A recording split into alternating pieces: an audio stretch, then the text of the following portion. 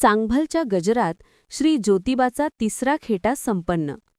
2.5 लाखाहून अधिक भाविकांनी घेतले दर्शन.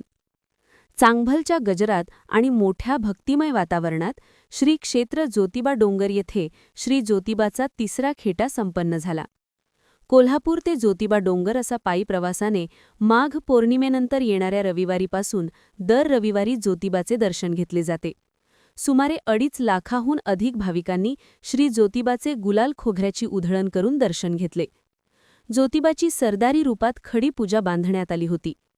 माघ पौर्णिमेनंतर येणाऱ्या रविवारपासून सुरू होणाऱ्या या खेटे यात्रेचा रविवारी तिसरा खेटा मोठ्या भक्तिमय वातावरणात साजरा झाला. कोल्हापूरच्या अंबाबाईने पायी अनवाणी चालत येऊन श्री ज्योतिबा दर्शनासाठी खेटा घातल्याची आख्यायिका सांगितली जाते. हीच परंपरा चालू ठेवत कोल्हापूरचे भाविक ज्योतिबाच्या दर्शनासाठी अनवाणी पायी चालत रविवारचे खेटे घालतात.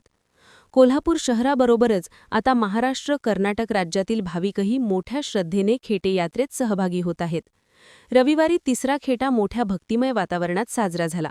यावेळी लाखो भाविक ज्योतिबा डोंगरावर दाखल झाले होते. कोल्हापूर वडणगे, निगवे, कुशिरे, गायमुख मार्गे ज्योतिबा मंदिरात भाविक चालत आले. ज्योतिबा डोंगरच्या पायवाटा भाविकांच्या गर्दीने फुलून गेल्या होत्या. चांगभल्यांच्या गजराने डोंगर घाट आणि मंदिर परिसर दुमदुमून गेला. रविवारी रात्रीपासून मंदिरात भाविकांची मोठी गर्दी होती. दर्शनासाठी भाविकांच्या लांबच लांब रांगा लागल्या होत्या. रविवारी पहाटे 4 वाजता मंदिराचे दरवाजे उघडले. सकाळी 8 ते 9 अभिषेक, सकाळी 11 वाजता धुपारती सोहळा पार पडला. या सोहळ्यात घोडे, उंट, वाजंत्री, पुजारी, गावकरी सहभागी झाले होते. दुपारी 3 ते 4 अभिषेक झाला.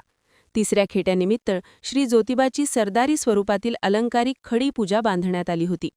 ज्योतिबा डोंगरावर महाराष्ट्र कर्नाटकातून 2.5 लाखाहून अधिक भाविकांनी दर्शनाचा लाभ घेतला.